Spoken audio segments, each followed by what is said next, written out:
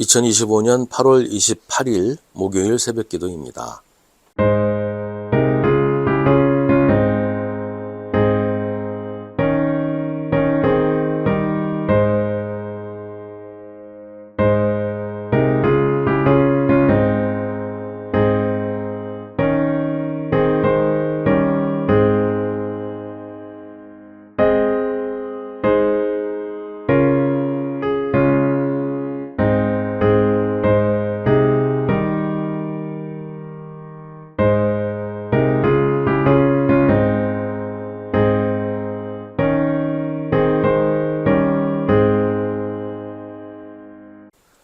누가복음 12장 49절부터 59절입니다.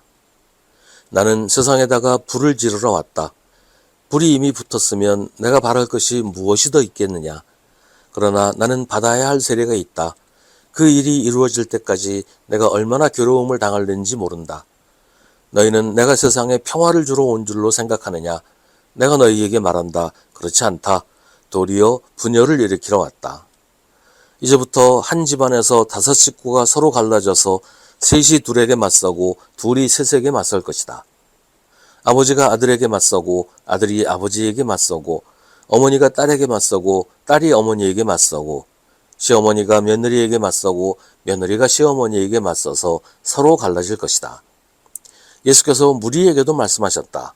너희는 구름이 서쪽에서 이는 것을 보면 소나기가 오겠다고 서슴지 않고 말한다. 그런데 그대로 된다. 또 남풍이 불면 날이 덥겠다고 너희는 말한다. 그런데 그대로 된다. 위선자들아, 너희는 땅과 하늘의 기상은 분간할 줄 알면서 왜 이 때는 분간하지 못하느냐? 어찌하여 너희는 옳은 일을 스스로 판단하지 못하느냐? 너를 고소하는 사람과 함께 관원에게로 가게 되거든 너는 도중에 그에게서 풀려나도록 힘써라. 그렇지 않으면 그가 너를 재판관에게로 끌고 갈 것이고 재판관은 형무소 관리에게 넘겨주고 형무소 관리는 너를 옥에 쳐넣을 것이다. 내가 너희에게 말한다. 너희가 그 마지막 한 푼까지 다 갚기 전에는 절대로 거기에서 나오지 못할 것이다. 아멘. 누가복음을 비롯해서 복음서는 예수님을 평화의 주님이라고 말합니다. 그런데 오늘 말씀은 그와는 반대되는 이야기를 하고 있어요. 예수님은 세상에 불을 지르러 오셨다고 하십니다. 세상에 평화를 주러 온 것이 아니라 분열을 일으키러 왔다고 하십니다. 이것을 어떻게 이해해야 할까요? 예수님은 평화의 주님이실까요? 아니면 전쟁과 분열의 왕이실까요?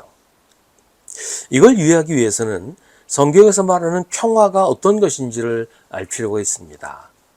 흔히 말하는 평화는 시끄럽지 않고 조용한 상태, 사람들이 서로 싸우지 않고 사이좋게 지내는 이런 걸 평화라고 그러죠.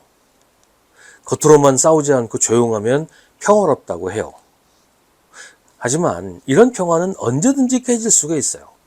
그 안에 평화를 깨뜨릴 요소들을 그대로 간직하고 있는 경우가 많기 때문입니다. 대표적인 것이 로마의 평화예요. 예수님이 사시던 시대를 대표하는 말이 로마의 평화입니다. 로마의 평화는 당시 세상을 지배하던 로마에 저항하면 돌 하나도 돌 위에 남지 않도록 초토화시켜서 잠잠하게 만든다. 그렇게 해서 조용하게 된 것이 로마의 평화입니다. 로마는 원래 본토, 로마라는 나라 그 자체는 작은 나라예요. 인구도 뭐 그렇게 많지 않고 작은 나라예요. 그 작은 나라가 그 당시로서는 전 세계라고 할 만큼 넓은 영토를 통치하기 위해서는 로마가 직접 통치하기에는 한계가 있었단 말이죠. 그래서 로마가 사용한 방법이 로마에 저항하는 지역을 몰살시켜서 더 이상 저항하지 못하게 만드는 그런 정책을 썼어요. 그게 로마의 평화예요. 그러나 성경이 말하는 평화는 그런 것과는 전혀 다릅니다. 하나님의 평화는 히브리어로 샬롬이라고 하는데요. 샬롬의 의미는 온전하다라는 뜻입니다. 마치 둥근 공과 같이 어디가 모나거나 튀어나오거나 쪼그러 들어가거나 일그러지거나 이렇지 않은 상태를 샬롬이라고 해요. 로마의 평화가 일그러지고 부글부글 끓는 상태를 억지로 덮어서 조용하게 만드는 것이라면 샬롬은 그런 상태가 생기지 않도록 하는 것, 혹은 그런 상태를 해결해서 더 이상 시끄러운 일이 생기지 않게 하는 것, 더 이상 뭐 갈등이나 충돌이나 이런 것이 일어나지 않고 그런 것들을 일으키는 뭐 불평등이나 불의나 이런 것들이 없는 상태를 만드는 것, 이게 샬롬이라는 겁니다.